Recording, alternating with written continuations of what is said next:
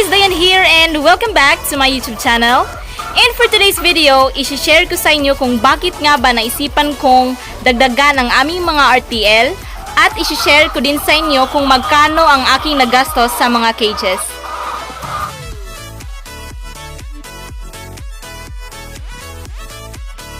Dahil sa tumaas ang demand ng mga itlog, lalo na nung nag-start na ang klase at palagi na tayong naubusan, marami na rin ang naghahanap.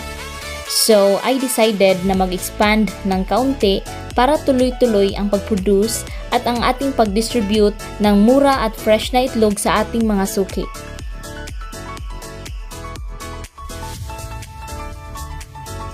At pangalawang rason kung bakit naisipan kong mag-expand ay dahil malapit na yung holiday season at tataas o dodouble na naman ang demand ng mga itlog lalo na ngayong Burr months.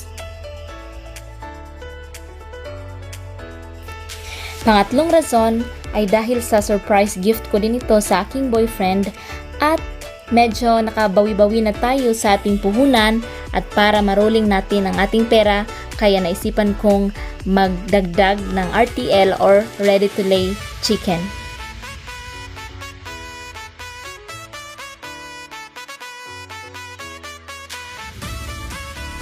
At sa presyo naman ng ating cages, so bali 36,000 pesos sana ang ating mababayaran at dahil sa mas komportable kaming gumamit ng PVC kaysa sa nipple drinker, kaya naisipan kong humingi ng discount sa kanila at hindi ko na lang ipapa-install yung mga nipple drinker na nadala nila dito sa amin.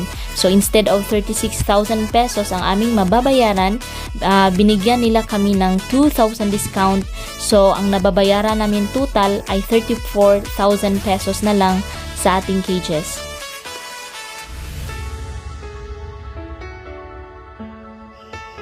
Sa mga interesado na magkaroon ng poultry business, ay kailangan mo talagang pag-aralan, kailangan i-feel mo muna yung market, at kailangan i-compute yung risk at kailangan merong kang hilig at passion sa ganitong uri ng negosyo.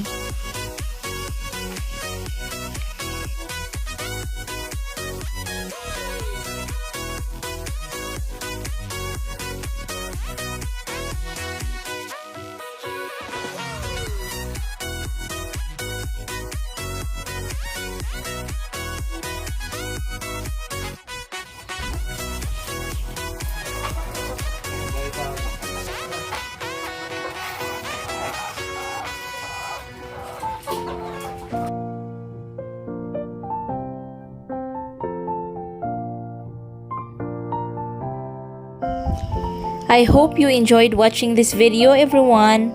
So if ever meron kayong mga questions or meron kayong mga request na pwede nating mai-vlog sa susunod nating video, paki-comment na lang sa ibaba. So please don't forget to subscribe my YouTube channel and click the notification bell to be updated on my next video. See you in my next vlog. Bye-bye and happy poultry farming!